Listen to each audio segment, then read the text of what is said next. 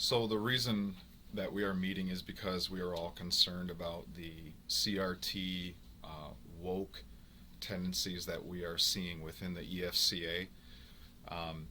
And Jeff recommended that I would profile Latasha Morrison.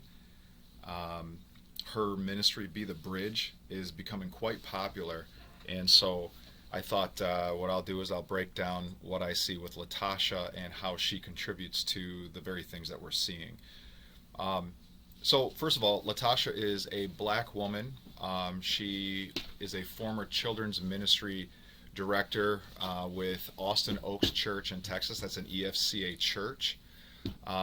She was platformed in a couple years back in 2015 when she wrote an article on the EFCA's blog called March with Me. And she's also the founder of Be the Bridge Ministries and the author of Be the Bridge, the book. So Latasha's no longer with the EFCA, but what I see is that the EFCA tends to hire people like her who come and go, and while they're here, they push CRT in the EFCA further along incrementally. And then they go on to other ministries pushing CRT a whole lot harder, like you see with Alvin Sanders, and now like you see with, or I'm going to show, with Latasha Morrison as she's moved on to Be the Bridge. She meets the intersectionality profile, you might say, in that she is both black and a woman. And so if you're familiar with what intersectionality is, the more victim identities that you have, the more authority and status you have to be platformed. So I've listened to her talk at Mark Batterson's church on racial reconciliation, which was given in 2019. I've reviewed her tweets. I've looked over her Be the Bridge website, and I've listened to a couple of her BTB podcasts, one of which had Eric Mason on there. So I'll just say this: this woman is wonderfully sweet. I love her personality. She's very good humored. She seems to be really caring and sincere. Got a great sense of humor, a great laugh.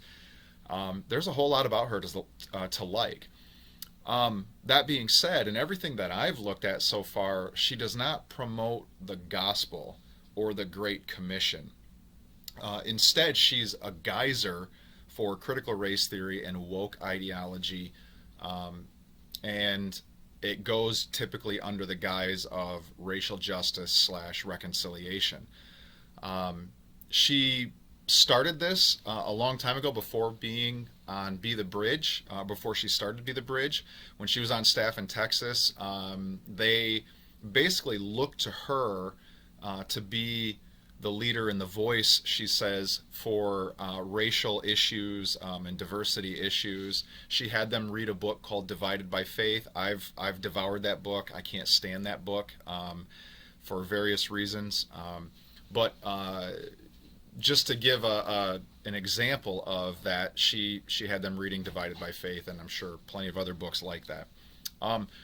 Her Be the Bridge work is point for point secular critical race theory.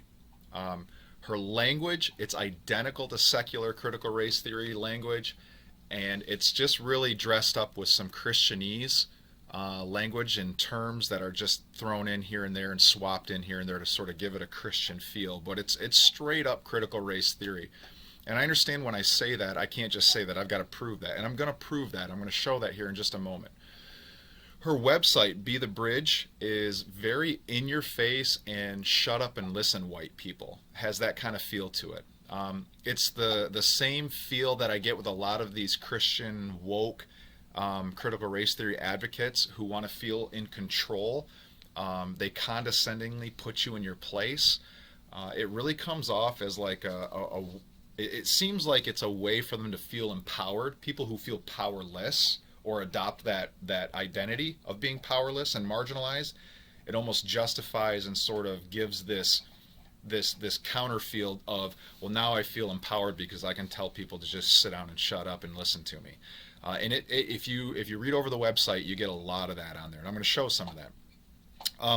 And it it makes sense that that would be the feel, in the way that the language and the message is being presented on her website, because critical race theory is all about power, and that's what you're dealing with when you're dealing with critical race theory. It's power. So where do you see that? Where do we see this? Some of the big things are her bridge building philosophy, which is on the website. So they sort of lay out like what their philosophy is for building bridges. There's a document that you can download in a PDF format. It's called 16 Bridge Building Tips for White People. And then they have a curriculum, if you will, a class. It's like, I think it's like 8 sessions long. You got to pay for it. It's called the Whiteness Intensive. That's where you see a lot of this condescending, sit down and shut up sort of language and feel in her work. Now, how do I know that Latasha pushes CRT? How do we know that she pushes CRT? Because for me to say that she pushes CRT is one thing, but I have to show that she pushes it. Well, she teaches CRT point for point. The core tenets of what make up critical race theory, as laid out by critical race theorists in academia, are the very things that she pushes. And so I want to show that. And the first point of critical race theory is that racism is everywhere. It's systemic. You can't turn anywhere in society and not come face to face with racism. It's baked into our society. It's as I think it's either Robin DiAngelo or Ibram Kendi says, it's not a matter of if racism took place in some event. It's a matter of how racism took place in every single event. Racism is everywhere, and that means that racism is the explanatory power for everything that happens in society. So on her philosophy page, right, of Be the Bridge Ministry, she says, quote, "Our focus is on equity versus equality." That's key. Equity is a core concept in critical race theory. She goes on to say, "and turning away from our broken systems and turning toward justice." This is just classic language. On the Whiteness Intensive, it says, quote, "Through a series of 8 courses taught by a diverse group of Be the Bridge educators, you will come to understand the history of whiteness, how it has shaped systems, structures, relationships, and culture, as well as you personally." So that's all on just Be the Bridge website, and it's in her tweets, it's in her lectures, it's in her book, it's everywhere. But those are just 2 examples of the belief that she and her ministry has, that racism is everywhere. Okay, whiteness, which is racism, okay, has shaped everything in society, all structures, all institutions, all of culture, and every individual. She says, quote, "as well as you personally, you're shaped by whiteness." Okay, that's really important to understand, because when they say that racism is everywhere, a lot of times you'll have them say in one breath that you don't personally, individually have to be a racist, someone who's bigoted towards other people of different ethnicities, in order for racism to be taking place. Like Jarvis Williams spoke at the EFCA theology conference a couple of years ago, and he said you can have racism operating in a context where there are no individual racists. And what that basically means is that the system and the structure itself, that the environment in which you exist in, is set up in such a way to be racist, and it racializes society. It creates advantages and outcomes that favor white people and disadvantage black people and people of color. And so that's how you can have the system be racist. Yet on the other hand, in the next breath, through implicit association testing, implicit bias testing and everything, they will use that testing to show that you as an individual person are in fact racist, that you have bigoted and biased attitudes towards BIPOCs, black, indigenous, and people of color. So it's funny how in one breath they'll say that, oh, you don't have to we're not saying that you individually or you personally are a racist. We're just saying the system and the structures are racist. But then they'll come right back and say, but you are personally a racist because you have been socialized by the system. You've been formed and shaped by the system in such a way that you have these bigoted attitudes towards people, and you don't even know it. You need this testing to prove that to you. And how do I know that Latasha subscribes to those views? Because she says, through these courses of the whiteness intensive, she says, quote, you will come to understand the history of whiteness and how it has shaped system, structures, relationships, and culture, as well as you personally, end quote. And that just simply means that you as a white person, you're going to come to learn how the system has shaped you to be a racist as an individual. That's the first tenet. The second core tenet of critical race theory is that racism is hidden. Not only is it everywhere, but racism is also hidden.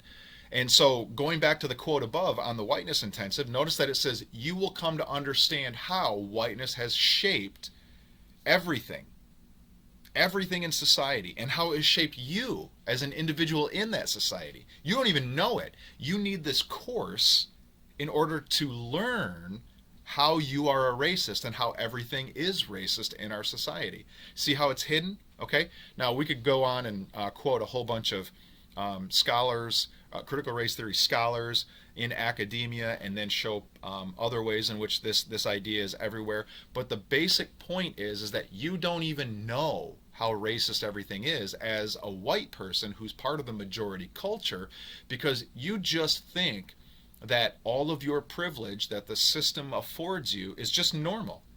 That's just how everything is, and that's how everything ought to be. That's just, it is what is, and it's what's normal. You're just blind to how racist it is, which leads to the third core point of critical race theory, and that is you prioritize the lived experiences of people of color.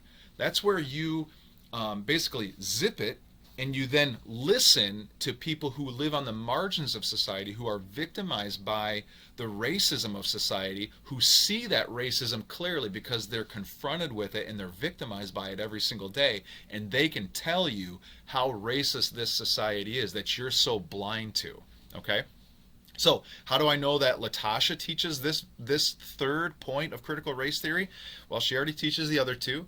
And I could give more and more quotes on those, but she says this, quote, we center the voice of the marginalized and we urge advocacy for racial justice across the legal, economic, political, and social dimensions. We're a long ways from the Great Commission here. Okay, that is on the About Us page. That's under the values section, specifically the value of justice. Okay, and then she quotes Micah 6:8 when it says, he has told you, O man, what is good, and what does the Lord require of you but to do justice, to love kindness, and to walk humbly with your God. That is an absolute favorite verse among woke, critical race theory, social justice, warrior Christians. They love to quote Micah chapter 6, verse 8, as though it's somehow advocating for critical race theory. Okay, but notice what she says.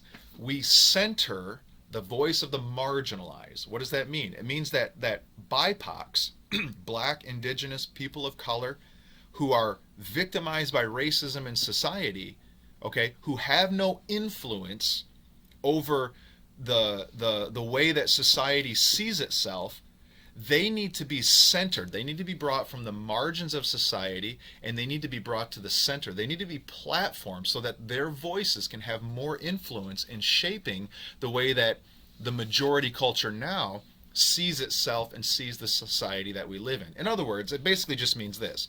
In order for the dominant white culture to see how racist it is, it needs to start being silent and listening to people who are on the margins. Where else does she say this? She also says, quote, on the philosophy page, quote, we turn up the voices of the marginalized and we require that those in the dominant culture listen, end quote. Which basically just means the white people who are in the dominant culture need to shut up and they need to listen to the voices of people who are marginalized. She said on a tweet not too long ago, quote, if we come together in the posture of humility, we can start to bridge the racial divide. Well, what do you mean by a posture of humility? She says, A bridge that lifts up marginalized voices. A bridge of voices that is about equity, not equality, of marginalized voices. And what that means is that equity is different than equality. It means that you're lifting up the marginalized voices so that, here's the key, so that marginalized voices begin to have an equal amount of influence over society as white people, or people who are considered to be the dominant culture, the dominant and majority culture. They shouldn't be dominant and they shouldn't be the majority culture. There should be perfect equity of power in society, and power culturally as well, meaning who shapes culture. That should not just be one group. It should be all groups having equal amount of power to shape culture. That's what equity means, okay? Equal, we come together in a posture of humility to lift up marginalized voices. You see how those are just three examples of her adhering to one of the most core tenets of critical race theory, and that is that the voices of marginalized people have to be centered and platformed so that they can have more influence over society, okay? Because equity is not just about redistribution of material wealth, it's also redistribution of social and political power and cultural power over society. Number four, a fourth tenet, core tenet of critical race theory is that, quote, race is socially constructed, okay? And I'll just say here, I don't disagree with this point in critical race theory. Race is actually a social construction. And so as they make up, or as they push this point, leave it alone. No. So as they push this point that race is socially constructed, we would agree with them. She actually says in her lecture at 23 minutes in, at Mark Batterson's church, she says, quote, race is a social and political construct not created by God. And again, that's true. The way we understand white and black, or BIPOCs, black, indigenous, and people of color, these are things that we just in society, these are the groupings that we've sort of arrived at and we've created. And they were created for justifying slavery in America. So that is very true. So we're not actually in disagreement over that. The fifth core tenet of critical race theory is that you need to retell history, American history. Okay, this is a core tenet of critical race theory, that the people who are dominant in society, white people, have had the power to shape the narrative about our country's history. And they have, the dominant culture has basically suppressed the facts about slavery and about racism, and have painted a rosy picture of what America's history is like. And critical race theory is very critical of the way history is told in America by white people, the dominant culture, and seeks to basically take back control of telling history so that we can get a clear understanding of what our history is. Okay, those in power tell history one way, and you need to in order to take power today, you have to have the ability to shape people's understanding of our history. So that's a core tenet of critical race theory. Does she subscribe to this? Absolutely she does. And this is one of the big things that she pushes. So she tweets a quote from her book when she says, get out of there. No. Get out of there. No. She tweets in her book, quote, she tweets a quote from her book, quote, when we lack historical understanding, we lose part of our identity. We don't know where we came from and don't know what there is to celebrate or lament. Without knowing our history, it can be difficult to know what needs repairing, what needs reconciling. Okay, so she's saying that in a tweet. She's quoting that from her book in her tweet. And the point is that you need to understand true American history in order to understand how we got where we're at and how we're going to go forward. Okay, if people don't see that the problem we have today is a problem that began a long time ago in our history, then people aren't going to be motivated to change, to basically become a woke activist. Okay. At Mark Batterson's church, she lectures and she emphasizes, like she does in her Be the Bridge ministry in general, the need to retell history. So at 11 minutes in, she says, it's a story we're all a part of, talking about the history of America. And 18 minutes in, she says, quote, if we're not starting from the same common memory, history, it creates a barrier. Well, what does she mean by that? It means that if you, as a white person, don't understand how racist America is historically, then there's a barrier between our relationship today as a black person and a white person.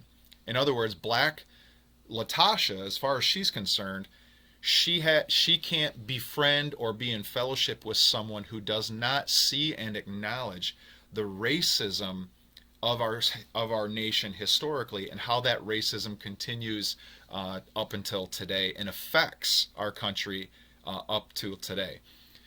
And then she says at 26 minutes in, quote, we share and understand personal ethnic histories to participate in the family of Christ alongside non-white people. The majority culture must acknowledge the perspectives of people of color, BIPOCs. So you notice there again, she's emphasizing in her talk that you can't understand who a black person is today unless you understand the racist history of our country. I don't agree with that, but that's the point she's making.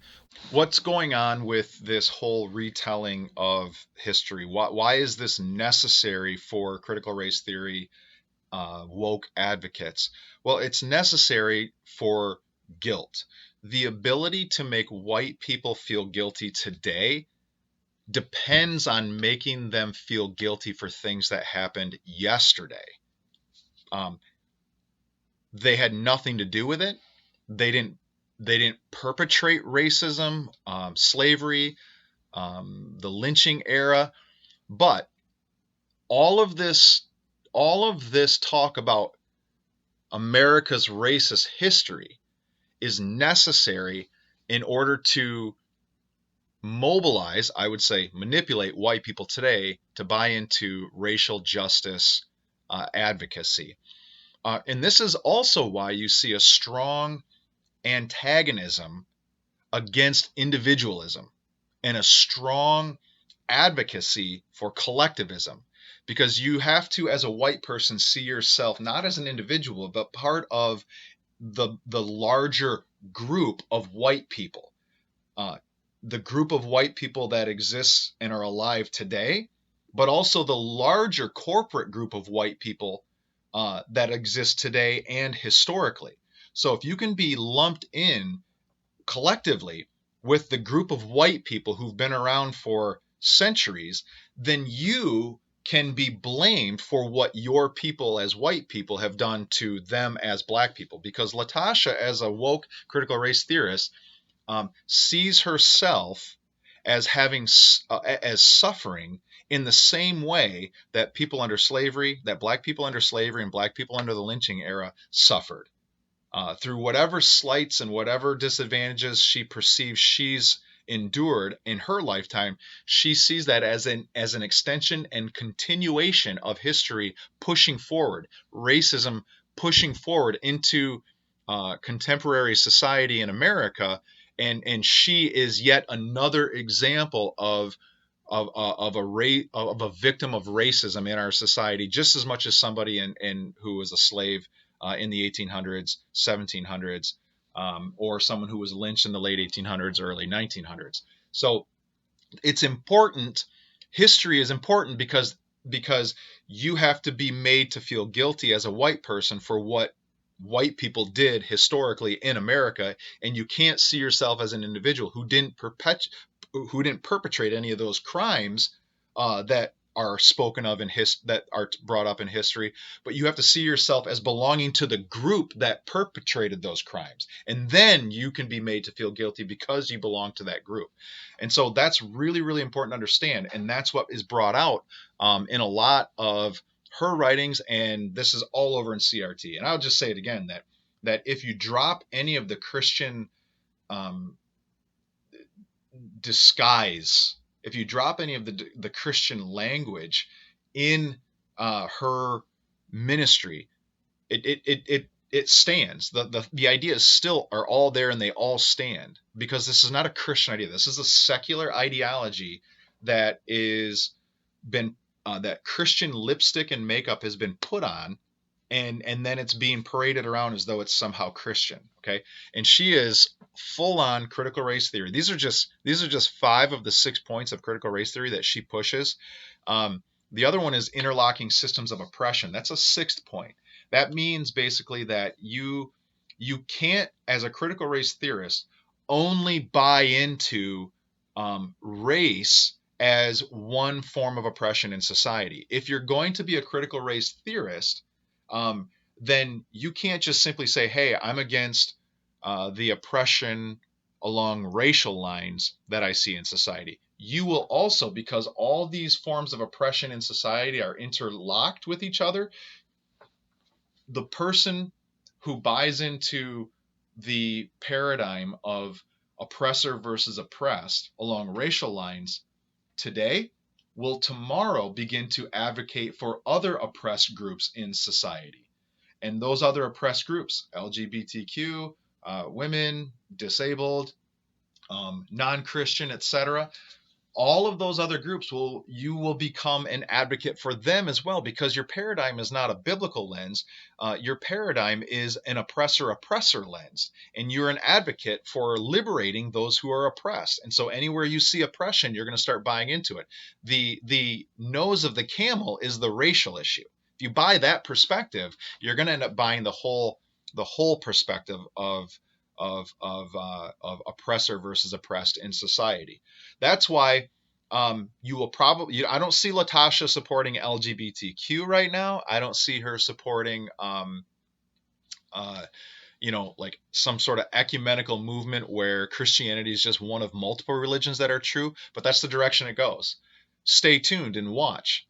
If she starts promoting LGBTQ and starts affirming gay and lesbian, transgender Christians as brothers and sisters in Christ, if she starts promoting, all truth is God's truth, and who are we to say that God hasn't revealed himself to Muslims because, hey, we all serve the same God just by different names. Watch and see if that begins to happen in her ministry over the next few years, because you can't, like she does, buy into critical race theory and only focus on race for very long. Eventually, if you buy the glasses of critical race theory, it's going to force you eventually to buy into to becoming an advocate for all oppressed groups and uniting all oppressed groups. So that's a short on Latasha Morrison. When I started looking at her, I didn't really know if there was gonna be a whole lot there, but as I looked over the resources that are available publicly of her, this woman is full on critical race theory, and I don't think that she is an anomaly in the EFCA. I think that she is very consistent with everything that we are seeing in the EFCA. And I don't think there's anything she's saying that the EFCA would disagree with. As a matter of fact, I know that a lot of the things that I've quoted from her and the points that she's made are made by numerous other people within the EFCA. So this is not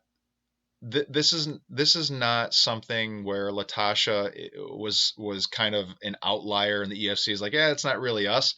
That is the EFCA's views on race right now, is straight up critical race theory.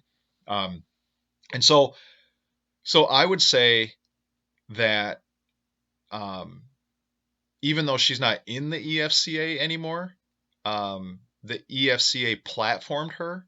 Her article is still up, and she was in ministry in the EFCA for a while. And again, I would just say again that this makes us have to look at who is the EFCA hiring from outside, who are they bringing in from the outside, and what are their credentials, and what are their positions and their views on things like race, on things like women in ministry, which we are seeing is the next step after race. That's a safe one in the church for the EFCA to go to next, is liberating women from the oppression of the patriarchy. Okay, and the more full throated they become in pushing women to become pastors, it will be that much closer to them beginning to promote LGBTQ and so forth. And that may seem blasphemous to say. The EFCA may recoil and be offended over saying that, but this is the road that the EFCA is on.